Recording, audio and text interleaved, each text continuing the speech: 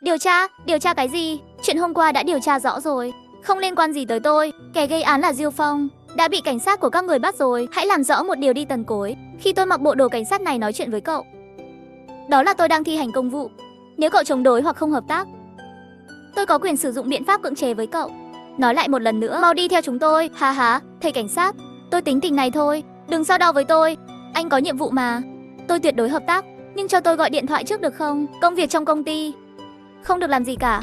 Từ giờ trở đi, cậu có thể im lặng, nhưng tuyệt đối không liên lạc với bất cứ ai đi cùng. Giọng điệu của Phương Chí Trung rất cứng rắn. Tần Cối cũng bị hù dọa. Ai là Võ Tòng? Tôi là Võ Tòng. Nói về vụ án hôm qua, cậu cũng có mặt. Vì vậy tôi mong cậu cũng đi cùng chúng tôi một chuyến. Tôi gật đầu. Trước khi đi tôi dặn Trương Lục Vĩ coi chừng họ, đừng để họ liên lạc báo tin cho nhà họ Tần. Em trai, em có sao không? Tôi lắc đầu tỏ ý không sao. Đến đồn, tôi lại tiếp nhận một lượt hỏi cung. Thời gian không lâu, Lưu Tiểu mở cửa bước vào. Võ Tòng, vụ án này đang được xử lý gấp. Lâm Sung đã khai rồi, thừa nhận bị Tần Cối mua chuộc, mới chỉ ra Diêu Phong là hung thủ. Còn người kia Diêu Phong, gia đình hắn cũng đến rồi, hắn cũng khai rồi. Hiện tại mọi bằng chứng đều chỉ ra Tần Cối chính là kẻ đã đâm Kim Liên, nhưng hắn vẫn im lặng. Nhưng với lời khai và chứng cứ thì hắn muốn chối tội sẽ rất khó. Nghe vậy tôi thả lòng cả người. Tảng đá trong lòng tôi cuối cùng cũng rớt xuống.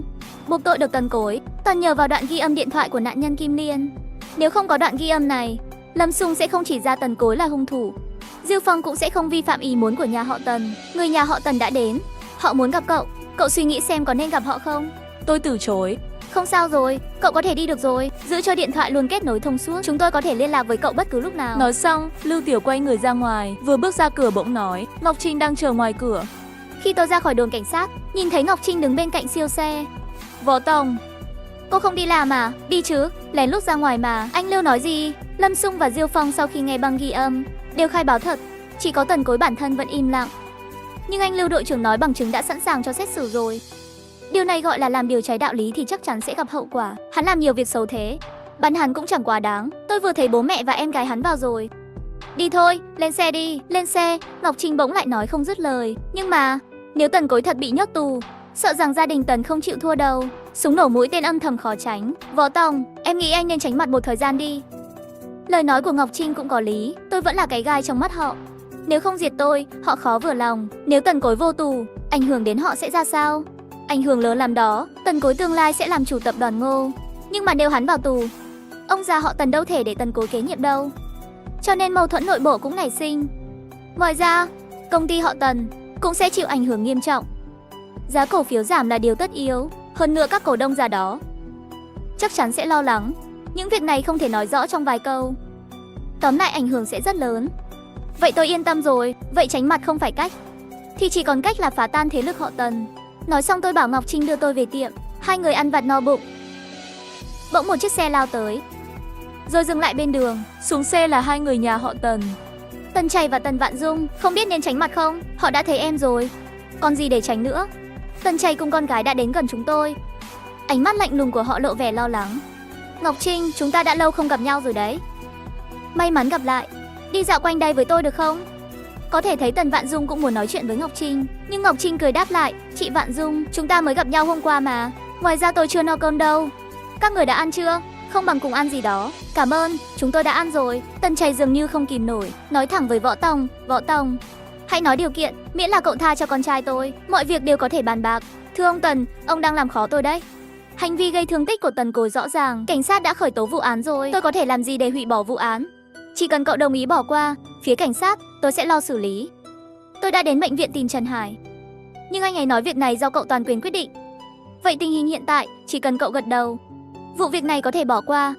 Kim Liên bị thương, Trần Hải không thể đồng ý bỏ qua được. Họ muốn bậy tôi, mơ đi. Làm ăn với họ phải cẩn thận, tôi phải thận trọng ở mọi nơi. Ông Tần, hãy để tôi hỏi ông một câu. Nếu chúng ta đổi vị trí của nhau, ông có đồng ý giải quyết vụ này kín đáo không? Tùy phía bên kia đưa ra điều kiện gì, miễn điều kiện hấp dẫn đủ, thì có thể bàn bạc. Tôi là doanh nhân, mọi thứ đều nhìn theo lợi ích. Đúng là phú hào, lúc nào cũng chỉ biết tới tiền. Lúc đó Tần Cối muốn giết tôi, nếu không có Kim Liên che chắn, thì tôi đã chết rồi. Bây giờ ông đến đây muốn tôi tha thì sao được? Tôi nói cũng giận dữ mặt mày. Sự việc đã đi quá xa rồi, không còn khả năng hòa giải đâu. Lần trước ở câu lạc bộ, ông đã hứa trước mọi người sẽ không làm khó tôi nữa. Nhưng sự thật thì sao? Tôi đã sai một lần rồi, sai hai lần ở cùng một chỗ. thì tôi thật ngu đần. Quan điểm của tôi rất rõ ràng. Vụ này không thể giải quyết kín được, các người đi đi. Hừ, Võ Tòng, cậu thực sự muốn chiến đấu đến chết với chúng tôi. Tôi không phải là người thích khoe khoang đâu. Cậu còn chưa đủ sức. Đúng lúc ở đây cũng có Ngọc Trinh. Cậu có thể hỏi cô ta, xem hậu quả của việc đối đầu với họ Tần sẽ ra sao. Ông không nên nói vậy đâu. Vua phạm tội hay dân phạm tội cũng như nhau. Ông không thể chỉ vì Tần Cố là con ông mà che đậy tội ác của hắn được. Nói thêm nữa, lúc này đe dọa Võ Tòng có ý nghĩa gì? Võ Tòng tính tình thế nào? Mấy người chưa từng trải qua sao? Nếu anh ấy thật sự sợ họ Tần thì hắn đã sớm khom lưng rồi chứ. Mặt Tần chảy tái mét, liền gần giọng đập bàn nói, Ngọc Trinh, dù sao thì hai nhà chúng ta cũng quen biết nhiều năm. Dù bây giờ cô và Tần Cối đã hủy hôn, cô cũng không nên ném đá người khác. Lúc nào tôi ném đá người ta? Tôi chỉ nói chuyện quá khứ thôi mà. Sao tôi còn không được nói câu công bằng? Ông đe dọa tôi cũng vô dụng thôi. Thay vì ở đây mất thời gian, hãy đi khuyên Tần Cối tự thú nhận sai lầm, khai báo sự thật, cố gắng được một sự xử lý rộng rãi. Có câu nói, làm người để lại một đường lui. Nhưng hôm nay cậu đã đẩy gia tộc Tần xuống bờ vực, sau đó sẽ xảy ra điều xấu thì cậu sẽ biết hậu quả. Tần Chảy nói, tôi vẫn có thể giữ được vẻ mặt vô tư. Thôi chúng ta đi. Rồi gọi Tần Vạn Dung lên xe cùng. Nhìn chiếc xe biến mất ở cuối đường, Ngọc Trinh mới không nhịn được thở dài. Thật ra phải cứng rắn đấu tranh với gia tộc Tần đến cùng không? Thực ra lời nói của Tần Vạn Dung cũng có lý. Nếu Tần Cối bị giam, thù hận sẽ càng lúc càng sâu. Thế lực của gia tộc Tần không thể suy yếu đi. Gây thù chuốc oán như vậy không phải là điều tốt. Tôi không thể để Kim Liên hy sinh uổng phí. Vậy kể từ bây giờ, em chỉ có thể tôn trọng quyết định của anh. Võ Tòng, nếu người bị thương là em, anh có dám làm mọi cách để trả thù cho em không? Ngọc Trinh nhìn tôi bằng ánh mắt sắc bén, đôi mắt sáng ngời có chút căng thẳng. Giống nhau. Quả nhiên em không nhầm người. Anh là người đàn ông trung tình. Đừng sợ, bất cứ lúc nào em cũng sẽ một lòng ủng hộ anh. Ngọc Trinh vẫn là người phụ nữ thẳng thắn. Ở bên cô ấy, tôi luôn cảm thấy rất thoải mái. Ăn xong Ngọc Trinh liền về. Sáng hôm sau tôi vừa đến quán nướng, Béo báo cho tôi biết có một người phụ nữ lại đang chờ tôi. Béo, người đâu rồi? Đang ngồi bên trong đấy. Anh Tòng, yên tâm đi. Đây là tôi, tuyệt đối sẽ không nói cho Ngọc Trinh và Kim Liên biết đâu. Đừng nói lung tung. Tôi liếc mắt một cái, mở cửa bước vào. Mở cửa ra, tôi nhìn thấy là một người phụ nữ trẻ lạnh lùng đang ngồi trên ghế. Tôi nhận ra người này chính là hậu thuẫn của gia tộc Tần, con gái thứ hai của gia tộc họ Hạ.